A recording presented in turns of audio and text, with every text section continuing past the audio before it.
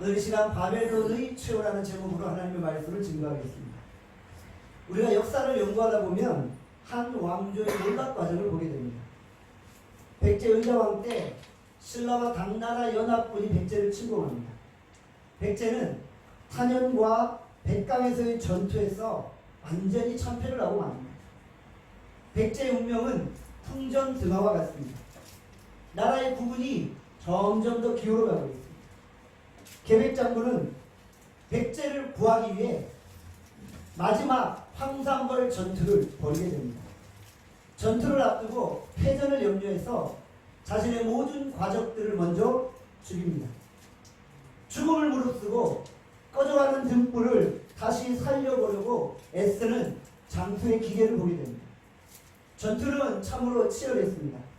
계백장군의 결사대 5천여 명이 끝까지 나당 연합군과 싸워 항전했지만 결국 끊임없이 밀려드는 그 적대에 의해서 참패를 하고 맙니다. 그리고 계백장군은 전장의 이슬로 사라지게 됩니다.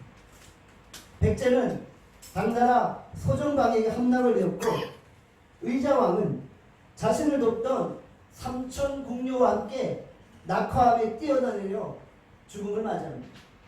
그리고 백제는 이 세상에서 자취를 감추게 됩니다.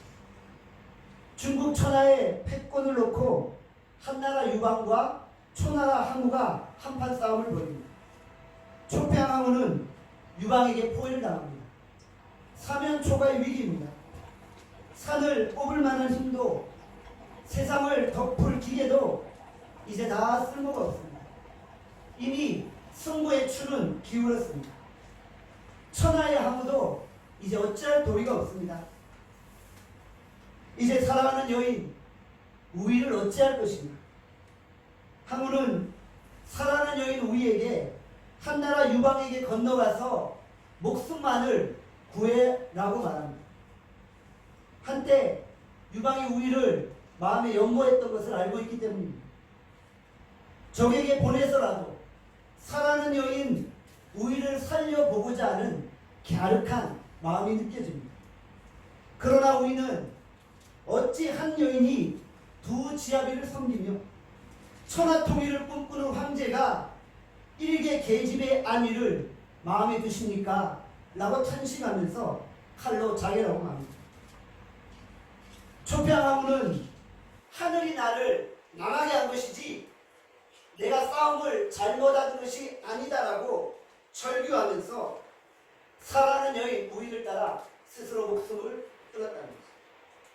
그리고 초나라는 이 세상에서 자취를 감추어버립니다. 세상에서 제일 가는 역발산 기계세의 능력을 가졌지만 천명과 천시가 따라주지 않았기 때문에 좌절했던 그 영웅의 비애와 한탄을 느끼게 되어진다는 것입니다. 이런 역사들은 참으로 우리의 마음을 애리게 합니다. 오늘 본문은 바벨론의 최후를 기록하고 있습니다. 다니엘 5장 1절에서 2절에 보면 바벨론 왕 벨사살이 1000명의 VIP들을 모아놓고 술 파티를 벌이고 있습니다. 그는 하나님의 성전에서 빼앗은 집기들을 가지고 술잔치를 벌이며 하나님을 모욕하고 있습니다. 당시 세계 정세를 보면 바벨론은 점차 기울어가고 있습니다. 메대와 페르시아는 점점 더 강성해져 가고 있었다는 것이죠. 그런데도 벨사살은 내 나라 바벨론은 영원히 꺼지지 않는 도성이라는 자만감만을 가지고 있었습니다. 바벨론은 유프라테스 강을 끌어와서 도시 주변에 폭 20m가 넘는 해저길을 만들었습니다. 그 해저길에 빠른 속도의 강물을 흐르게 해서 자연적으로 도시 주변에 보호막을 형성한 것입니다. 그리고 도시 안쪽에는 삼중의 성벽을 쌓았습니다. 마치 바벨론은 난공불락의 요새와 같았습니다. 그렇다 보니 바벨론은 너무나 자만하여서 방비를 소홀히 한 채 술잔치를 벌이고 있었던 것입니다. 이미 나라의 구군은 기울어가고 있습니다. 그런데도 바벨론 왕 벨사살은 나라의 안위는 걱정하지 않은 채 음란 파티를 벌이고 있는 것입니다. 페르시아가 어떻게 바벨론을 무너뜨렸습니까? 그날 밤 도시 주변으로 오르는 유프라테스 강물을 막아버린 것입니다. 강물 근원에 몇 개의 지류를 만들어서 강물의 흐름을 차단해버린 것입니다. 그리고 바벨론을 향해 진격해 들어온 것입니다. 여기서 우리는 잠시 바벨론의 역사를 볼 필요가 있습니다. 주전 626년 아람계 갈대아 부족 나보폴라사르가 바벨론 나라를 세웠습니다. 바벨론은 주전 612년 당시 고대 근동의 패권을 장악했던 아수르를 공격해 아수르를 멸망시킵니다. 그 후 나보폴라사르의 아들 느부갓네살이 바벨론의 왕이 됩니다. 바벨론은 세계 패권을 장악하는 초강대국으로 성장하게 되었습니다. 바로 느부갓네살 왕 때 다니엘이 포로로 잡혀가게 된 것이죠. 느부갓네살이 죽게 됩니다. 그리고 본문에 나오는 벨사살이 왕위에 오르게 되죠. 벨사살이 왕위에 오르고부터 국력이 급속히 기울어가고 있습니다. 결국 벨사살은 암살당하였고 페르시아가 전 세계의 패권을 장악하게 되었죠. 우리는 바벨론을 멸망시킨 페르시아 왕 고레스를 반드시 기억해야만 합니다. 페르시아 왕 고레스는 주전 539년 바벨론을 점령하고 그 다음에 538년에 그 유명한 고레스 칙령을 발표합니다. 고레스 칙령의 내용이 무엇입니까? 포로로 끌려왔던 유다 백성들을 고국으로 돌려보내겠다는 것입니다. 정복국가는 언제나 식민지 나라가 필요합니다. 식민지 나라로부터 노동력을 착취하고 세금을 징수해야 하기 때문입니다. 페르시아 왕 고레스도 히브리 노예가 필요했다는 것입니다. 그런데 신기하게도 고레스 왕은 유다 백성들을 고국으로 돌려보내겠다는 칙령을 발표했다는 것입니다. 더욱이 페르시아 왕 고레스는 예루살렘 성전을 다시 재건하기 위해서 성전 재건의 비용까지 전해주었다는 것이죠. 그는 유다 백성의 해방자라고 불렸습니다. 이것이 하나님의 역사가 아니라면 그 무엇으로 설명할 수 있겠습니까? 바로 하나님이 강권적으로 페르시아 왕 고레스의 마음을 움직이셨다는 것이죠. 하나님이 교만했던 벨사살을 폐위하시고 페르시아 고레스 왕을 통해서 유다 백성들을 자기 나라로 돌려보내셨다는 것이죠. 우리는 예레미야 예언을 잘 알고 있습니다. 이스라엘 백성들이 바벨론의 포로로 끌려가지만 70년 만에 그들이 고국으로 돌아올 것을 예언하였죠. 하나님은 그 예언대로 스룹바벨과 에스라와 느헤미야를 통해 이스라엘 백성들을 다시 자기 나라 고국으로 돌려보내셨다는 것이죠. 모든 역사를 주장하시는 분은 하나님이심을 만천하에 알리셨던 것입니다. 놀라운 것은 고레스의 행적이 200년 전 이사야의 예언에 기록되어져 있다는 것이죠. 이사야 44장 27절에서 28절에 말씀합니다. 우리 다같이 이사야 44장 27절에서 28절 말씀 함께 읽겠습니다. 시작. 기쁨에 대하여는 이르기를 마르라. 내가 내 강물을 마르게 하리라 하며 고레스에 대하여는 이르기를 내 목자라. 그가 나의 모든 기쁨을 성취하리라 하며 예루살렘에 대하여는 이르기를 중건되리라 하며 성전에 대하여는 내 기초가 놓여지리라 하는 자니라. 아멘. 고레스는 강물을 마르게 했습니다. 그리고 바벨론을 점령했다는 것이죠. 그리고 고레스는 유다 백성들을 돌려보냈습니다. 그리고 고레스는 성전을 재건하게 했다는 것이죠. 이 역사적인 사건은 200년 전에 이사야의 예언 그대로 이루어졌다는 것이죠. 하나님이 이방한 고레스를 사용하셔서 바벨론을 무너뜨리고 유다 백성을 풀어주게 하신 것입니다. 이런 역사적인 배경 가운데 벨사살은 인생의 마지막 밤, 바벨론의 최후의 마지막 순간을 맞이하게 되었다는 것입니다. 지금 벨사살 왕은 이날 밤이 자신의 인생의 마지막인지도 알지 못한 채 술잔치를 벌이며 하나님 앞에 교만하게 행했다는 것입니다. 귀족 1000명을 모아놓았습니다. 한참 술잔치가 벌어지고 있습니다. 그런데 갑자기 공중에서 손가락 하나가 나타납니다. 그리고 그 손가락이 글을 쓰기 시작합니다. 다니엘 5장 24절에 말씀합니다. 이러므로 그의 앞에서 이 손가락이 나와서 이 글을 기록하나이다. 공중에 떠있는 손가락이 글을 쓰기 시작합니다. 그런데 그 글을 아무도 해석할 수 없었다는 것이죠. 사람들은 그 글에서 뿜어져 나오는 거룩한 파워에 압도되어지고 있습니다. 벨사살 왕과 귀족들은 얼굴이 하얗게 질렸습니다. 그 글자 앞에서 두려워 떨고 있습니다. 바벨론의 술사와 점쟁이들은 그 글자의 의미를 해석하지 못했습니다. 그러나 80대 노인 다니엘은 그 글의 의미를 알고 있었다는 것이죠. 다니엘이 술잔치 가운데 나타나게 됩니다. 그는 그 술잔치를 보는 순간 분노하지 않을 수 없었습니다. 왜요? 바벨론의 왕과 귀족들이 하나님의 성전의 집기를 가지고 술을 마시고 있었다는 것입니다. 바벨론의 귀족들은 자신들이 무슨 잘못을 저질렀는지 알지 못하고 있습니다. 다니엘의 눈에서 거룩한 의문이 뿜어져 나오기 시작합니다. 다니엘이 그 술잔치 가운데 서는 순간 거룩한 존재감이 드러나기 시작한 것입니다. 왕과 귀족들은 그 거룩한 존재감 앞에서 벌벌벌 두려워 떨고 있는 것입니다. 아무리 막대하는 세상이라도 하나님의 사람이 그곳에 서면 세상은 자신의 잘못을 인정하고 회개하는 역사가 일어나는 것입니다.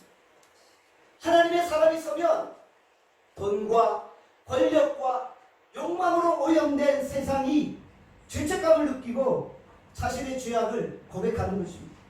우리 모두 이 땅에 다니엘과 같은 하나님의 사람으로 거룩한 존재감을 나타낼 수 있기를 간절히 소원합니다. 벨사살은 어설픈 왕의 권위를 가지고 다니엘을 제압하려고 하고 있죠. 타락한 왕의 권위는 더 이상 다니엘에게 통하지 않았다는 것입니다. 벨사살이 말하죠. 내 권력과 내 재물을 너에게 주겠다. 다니엘이 그 왕의 제안에 대해서 뭐라고 반응합니까? 왕의 재물과 왕의 권력은 당신이나 가지시오. 나는 그것이 필요 없습니다. 라고 고백했다는 것이죠. 다니엘의 거룩한 권위는 왕과 1000명의 귀족들을 진식하게 만들 지경이었던 것입니다. 만일 다니엘이 바벨론의 귀족들처럼 돈과 권력을 쫓아 살았다면 이 술자리에서 그들을 한 번에 제압할 수 없었을 것입니다. 다니엘은 15세에 바벨론 포로로 끌려와 8순의 노인이 되기까지 바벨론 권력의 핵심부에 놓여 있었습니다. 그러나 그는 타락한 바벨론 문화에 동화되지 않았습니다. 바벨론 앞에서 거룩한 존재감을 나타내었던 것입니다. 그는 어둠 가운데 빛을 비추는 세상의 빛과 같았다는 것입니다. 우리가 세상을 변화시키려면 세상 속에 살지만 세상에 물들지 않아야 됩니다. 세상의 풍습, 세상의 모습을 쫓아 산다면 우리는 하나님의 거룩한 사람으로 설 수 없다는 것입니다. 세상이 주는 썩은 고기, 세상이 주는 썩은 돈, 썩은 권력은 우리를 병들게 할 수밖에 없다는 것입니다. 우리가 그것들을 먹지 않아야만 세상 앞에 당당히 설 수 있다는 것입니다. 영적인 권위는 말로만 되는 것이 아닙니다. 거룩과 정결한 삶이 뒷받침되어야 합니다. 전설로만 됐던 다니엘은 어설픈 보통 사람이 아니었습니다. 그는 진짜 하나님의 사람이었다는 것이죠. 바벨론의 정복자 느부갓네살도 바벨론의 정복자 느부갓네살도 다니엘 앞에 무릎 꿇게 되었죠. 다니엘이 하나님이 다니엘과 함께 하셨기 때문에 다니엘은 어디서든지 하나님의 영광을 드러내었던 것입니다. 다니엘은 왕이 주는 돈과 권력을 거부했습니다. 벨사살의 등에서 땀이 흐르기 시작합니다. 다니엘은 돈과 권력과 명예를 가지고 움직일 수 없구나. 세상은 정말 돈으로 움직일 수 없는 사람을 두려워합니다. 세상은 진정 권력 앞에 무릎 꿇지 않은 사람을 두려워한다는 것입니다. 다니엘은 바로 하나님이 사용하시는 하나님의 사람이었던 것입니다. 오늘 우리가 이 시대의 다니엘과 같은 하나님의 사람이 될 수 있기를 바랍니다. 그 자리에 있는 모든 바벨론의 귀족들은 다니엘 한 사람의 입술만 바라보고 있는 것입니다. 다니엘의 입술에 바벨론 나라의 운명이 달려있기 때문입니다.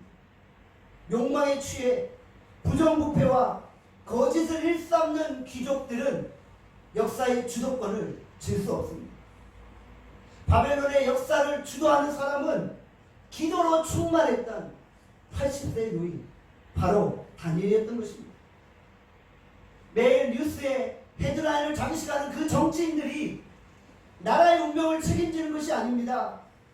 이 시대에 기도하는 다니엘과 같은 하나님의 사람이 나라의 운명을 책임진다는 사실을 기억하시기를 바랍니다. 벽에 쓴 글씨 때문에 다니엘이 술잔치에 불려왔습니다. 다니엘이 서는 순간 그 자리에는 하나님의 영광이 머뭅니다. 다니엘이 서 있는 순간 하나님의 임재가 그곳에 충만했다는 것입니다. 저는 여러분들이 어디에 가든지 여러분이 서 있는 그곳에 하나님의 영광이 충만하기를 원합니다. 여러분이 어디를 가든지 하나님이 여러분과 함께 하심으로 여러분이 서 있는 곳에 예수 그리스도의 빛이 비추는 역사가 일어나기를 간절히 소원합니다. 다니엘은 벨사살 왕 앞에서 그를 꾸짖고 있습니다. 다니엘은 벨사살의 교만을 이야기하기 전에 먼저 그의 아버지 느부갓네살의 교만을 지적하고 있습니다. 다니엘 5장 18절을 말씀합니다. 우리 같이 한번 다니엘 5장 18절 말씀 함께 읽겠습니다. 시작. 왕이여, 지극히 높으신 하나님, 왕에 붙인 느부갓네살에게 나라와 권세와 영광과 위엄을 주셨고, 붙인 느부갓네살이 누리는 영광과 권세는 누가 주신 것입니까? 하나님이 주신 것입니다. 지극히 높으신 하나님이 그의 붙인 느부갓네살에게 왕의 권위를 주셨다고 성경은 기록하고 있습니다. 그런데 이 느부갓네살이 교만하여서 하나님을 대적했다고 말씀합니다. 20절에 계속해서 말씀합니다. 우리 한 번 더 20절 말씀 함께 읽겠습니다. 시작. 그가 마음이 높아진 뜻이 완악하여 교만을 내고 그의 왕위가 폐위함과 되며 그의 영광을 빼앗기고, 아멘. 느부갓네살 왕이 마음이 높아지고 완악하고 교만했기 때문에 하나님이 그를 징계하셨다는 것입니다. 20절에 보면 영광이라는 단어가 나오죠. 영광은 인간에게 쓸 수 있는 단어가 아닙니다. 영광은 오직 하나님께만 쓸 수 있는 단어입니다. 우리 인생에 영광 받으실 분은 오직 하나님밖에 없다는 것입니다. 여러분, 우리가 무슨 일을 하든지 우리가 영광 받지 않기를 원합니다. 오직 하나님만이 영광 받기를 간절히 소원합니다. 한국교회가 왜 경건의 능력을 상실해가고 있습니까? 왜 한국교회가 교회로서의 능력을 상실해가고 있습니까? 바로 하나님이 받아야 될 영광을 인간이 받으려고 하기 때문이라는 것이죠. 우리가 하나님이 받아야 될 영광을 하나님께 돌려드릴 수 있기를 간절히 소원합니다. 하나님이 앉을 영광의 자리에 인간이 앉아있을 때 하나님은 역겨워서 토하신다는 것입니다. 하나님은 교만을 너무나도 싫어하십니다. 그래서 교만한 자를 하나님은 버리신다고 말씀합니다. 느부갓네살은 자신이 온 세상을 지배하는 실세라고 생각했습니다. 그러나 느부갓네살도 하나님이 세우신 조연에 불과합니다. 진짜 실세는 바로 하늘에 계신 하나님이십니다. 세상은 힘 있는 자에게 아부합니다. 세상은 권력 있는 자에게 찾아가 아부합니다. 세상은 언제나 줄타기를 합니다. 줄을 잘 타야지 성공한다고 생각합니다. 그래서 세상 사람들은 세상의 줄을 붙잡으려고 합니다. 그러나 우리가 잡으려고 하는 그 줄은 썩은 동안줄입니다. 여러분들, 우리가 세상의 줄을 잡으려고 할 때 그 줄은 금방 끊어지는 썩은 줄이라는 사실입니다. 세상의 실세는 오직 하나님뿐입니다. 우리가 세상의 실세이신 하나님의 줄을 붙잡아야 한다는 것입니다. 다니엘은 70년 넘게 공직 생활을 했지만 수많은 세상의 줄을 잡지 않고 오직 하나님의 줄만을 잡았다는 것입니다. 성도가 세상의 줄을 잡지 않고 하나님의 줄을 잡는 것입니다. 그것은 어리석은 것이 아니라 가장 지혜로운 것입니다. 실세이신 하나님 앞에 우리 인생을 맡기는 것입니다. 그분은 전능하신 분이시기에 우리의 모든 문제와 우리의 모든 삶의 걱정들을 능히 해결하실 수 있다는 것입니다. 온 세상의 실세이신 하나님께 아부하는 것이 바로 우리의 기도라는 것입니다. 내 가정, 내 자녀, 내 직장을 책임지실 영원한 실세 하나님께 우리가 날마다 기도할 수 있기를 바랍니다. 22절에 보면 아버지 느부갓네살의 교만과 아들 벨사살의 교만이 서로 비교됩니다. 왜 벨사살 왕에게는 회개의 기회를 주지 않았을까요? 왜 벨사살은 회개의 기회조차 없이 즉시 심판을 받았을까요? 그 이유가 22절에 기록되어져 있습니다. 다니엘 5장 22절 함께 읽겠습니다. 시작. 벨사살 왕은 그의 아들이 되어 이것을 다 알고도 아직도 마음을 낮추지 아니하고. 무엇을 말합니까? 벨사살은 아버지 느부갓네살의 행위를 다 알고 있었다. 아버지 느부갓네살이 얼마나 교만했는지를 다 알고 있었다는 거예요. 그런데 다 알면서 자기도 교만하여서 자기 자신을 낮추지 아니하였다라고 말씀을 기록하고 있습니다. 벨사살은 아버지의 죄악을 알고도 여전히 하나님 앞에 자부하였다는 것이죠. 아버지가 지은 죄를 반복해서 진 것입니다. 아버지의 죄악을 그대로 답습한 것입니다. 그래서 하나님이 가차없이 벨사살을 즉결 심판하신 것입니다. 아버지가 술, 도박, 여자 때문에 패가 망신했다면 아들은 그러지 말아야죠. 그런데 보고 배운 게 그거밖에 없는 거예요. 아들도 아버지와 똑같은 죄악을 답습하고 있습니다. 여전히 술, 도박, 여자 때문에 가정이 파탄나고 마는 것입니다. 세상 죄악의 패턴은 인간의 힘으로 끊을 수 없다는 것입니다. 오직 예수 그리스도의 보혈만이 인간의 모든 죄악의 패턴을 끊을 수 있습니다. 우리 집안에 답습되어지는 모든 죄악의 사슬들을 예수 그리스도의 보혈의 능력으로 깨끗이 끊어낼 수 있기를 간절히 소원합니다. 우리는 역사를 통해 배우게 됩니다. 선배들을 반면 교사로 삼는 것입니다. 선배들을 보며 나는 그렇게 하지 않겠다고 결단하는 것입니다. 역사는 하나님의 메시지를 담고 있습니다. 우리의 과거와 현재를 보면 하나님의 경고를 느낄 수 있습니다. 우리의 과거를 대충 넘기지 마십시오. 23절에 말씀합니다. 우리 같이 23절 말씀 함께 읽겠습니다. 시작.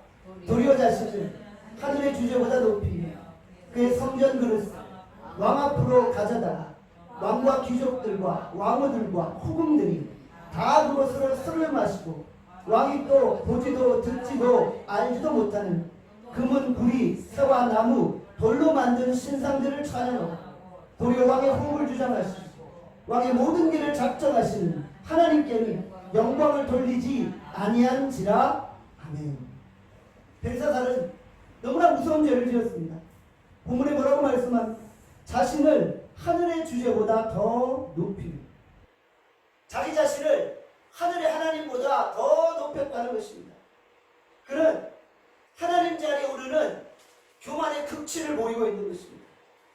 벨사살은 자신의 힘과 권력을 과시하기 위해 술잔치를 벌입니다.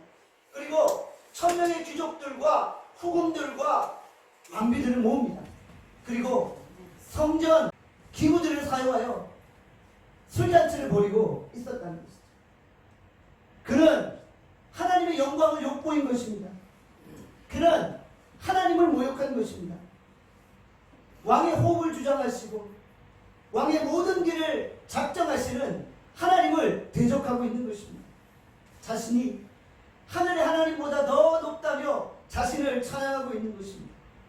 결국 그들의 잔치는 하나님의 진노와 멸망을 부르는 잔치가 되었다는 것이죠. 다니엘 5장 25절에서 26절에 말씀합니다. 우리 같이 다니엘 5장 25절 26절 함께 읽겠습니다. 시작. 기록된 글자는 이것이 곧 메네메네 데겔 우바르시니라. 그거를 해석하되 메네는 하나님이 왕의 나라의 시대를 세워서 그것을 끝나게 하셨다 하니. 다니엘은 벽에 쓴 글자를 해석하고 있습니다. 메네메네 데겔 우바르시, 아람어로 기록되어져 있죠. 그 뜻이 무엇입니까? 세어보고 달아봤더니 부족해서 조각을 내버리겠다는 뜻입니다. 하나님이 바벨론의 죄악들을 세어보고 또 세어본 거예요. 하나님의 저울에 바벨론의 죄악들을 재어보니까 더 이상 하나님의 심판을 미룰 수 없었던 것입니다. 그래서 바벨론을 갈게 조각내어 찢어버리겠다고 말씀하고 있는 것입니다. 다니엘은 바벨론 왕 벨사살 앞에서 담대하게 바벨론의 최후를 선언하고 있는 것입니다. 다니엘의 메시지는 너무나 권위 있고 파워풀했습니다. 메시지가 파워풀하기 위해서는 그 메시지를 전하는 사람이 거룩해야만 합니다. 메신저의 삶이 거룩해야만 그 메시지가 거룩할 수 있다는 것입니다. 더러운 그릇에 남은 물은 결코 깨끗할 수 없죠. 다니엘은 15세에 포로로 끌려왔고 80세가 넘도록 공직생활을 했습니다. 그의 주변에 많은 정적들이 꼬투리를 잡으려고 수없이 모함했습니다. 그러나 아무리 찾아봐도 다니엘에게 흠집이 없었습니다. 그는 타락한 바벨론 문화 속에 물들지 않았다는 것이죠. 바벨론에서 신앙생활했습니다. 바벨론에서 직장생활했습니다. 바벨론의 언어와 문화를 익혔습니다. 그러나 마음과 영혼은 바벨론화 되지 않았다는 것이죠. 이것이 정말 중요합니다. 우리가 세상에서 직장생활합니다. 세상의 언어를 말합니다. 세상의 문화와 학문을 배웁니다. 그러나 우리의 마음은 세속화되지 않는 것입니다. 우리의 영혼을 세상에 팔아버리지 말아야 하는 것입니다. 만약 다니엘이 평소에 바벨론의 귀족들과 함께 부어라 마시라 흥청대며 살았다면 무슨 권위로 벨사살 왕을 꾸짖고 바벨론의 귀족들을 꾸짖을 수 있습니까? 초대형 술잔치가 벌어질 때 1000명의 귀족들은 다 느꼈습니다. 다니엘은 진짜 우리랑 다른 사람이에요. 그는 정말 하나님의 사람입니다. 70년이 넘게 그를 지켜봤지만 조금도 흠을 잡을 수가 없어요. 이런 삶은 너무나도 중요합니다. 우리가 세상 속에 살지만 세상에 동화되지 않는 것입니다. 우리가 어두움 속에 살지만 우리는 어두움 속에서 빛을 비추는 존재라는 사실입니다.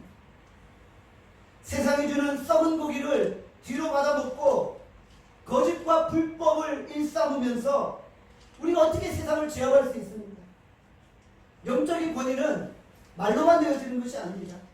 다니엘은 타락한 바벨론 문화 속에서 영적, 도덕적으로 거룩하고 순결했다는 것이죠.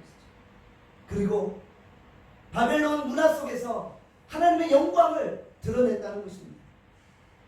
바로 벽에 쓰여진 그 글자는 바벨론의 최후를 선언하는 말씀이었다는 것입니다.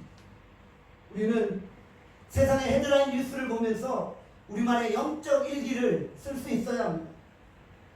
한국 경제가 어느 정도 성장했을지 모릅니다.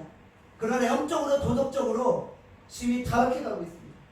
우리가 그 영적인 타락을, 우리가 그 도덕적인 타락을 막아낼 마지막 이 세상에 다니엘이 되어야 하는 것입니다. 우리가 이 세상을 정확하게 봐야 합니다. 이 세상이 지금 어떻게 흘러가고 있는지를 우리가 영의 눈을 열어 봐야 합니다. 그리고 분별해야 됩니다. 그리고 우리가 세상의 다니엘이 되어 이 어두운 세상 가운데 빛을 비춰야 하는 것입니다. 하나님은 벨사살 왕의 죄악을 세워보았습니다. 죄악의 무게를 달아보았습니다. 그리고 그 죄악이 극에 달았을 때 그를 심판하시고 징계하셨다는 것입니다.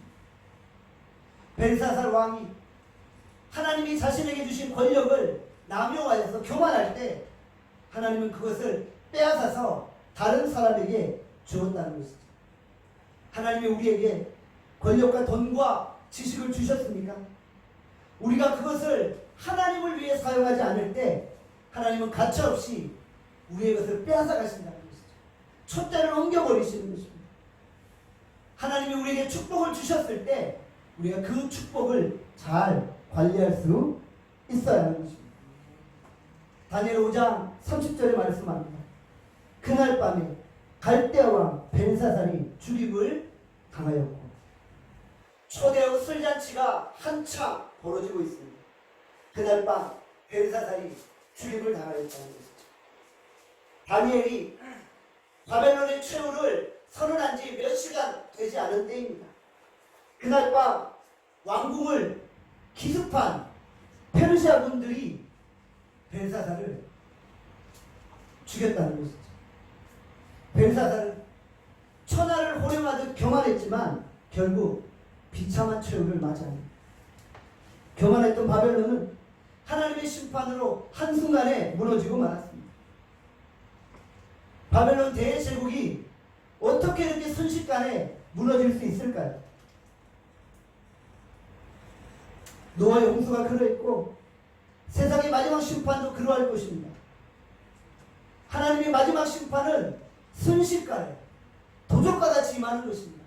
아무도 예측할 수 없는 순간에 하나님의 심판이 우리 가운데 임하게 되어지는 것입니다. 그러므로 우리는 이 마지막 시대에 날마다 깨어 있어야 합니다. 그리고 빛의 자녀로 이 땅을 살아가야 합니다.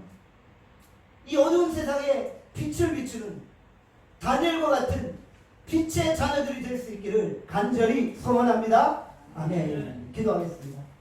하나님 아버지, 오늘 우리가 말씀을 통하여서 다시 한번 이 시대 다니엘이 되기를 하나님 앞에 간절히 간구합니다. 이 세상은 점점 더 죄로 가득합니다. 이 세상은 불법과 불의로 가득합니다. 이럴 때일수록 우리는 더 믿음을 지키고 말씀 앞에 서며 세상 문화에 동화되지 아니하고 하나님 세상을 변화시키는 하나님의 사람으로 설 수 있게 하여 주시옵소서. 하나님, 이 세상의 역사를 주장하시는 분은 하나님이십니다. 세상의 실세는 하나님이십니다. 세상의 실세이신 하나님께 내 삶을 맡기고 그분의 인도함을 받는 우리 모두가 되어지게 하여 주시옵소서. 감사드리며 예수님의 이름으로 기도합나이다. 아멘.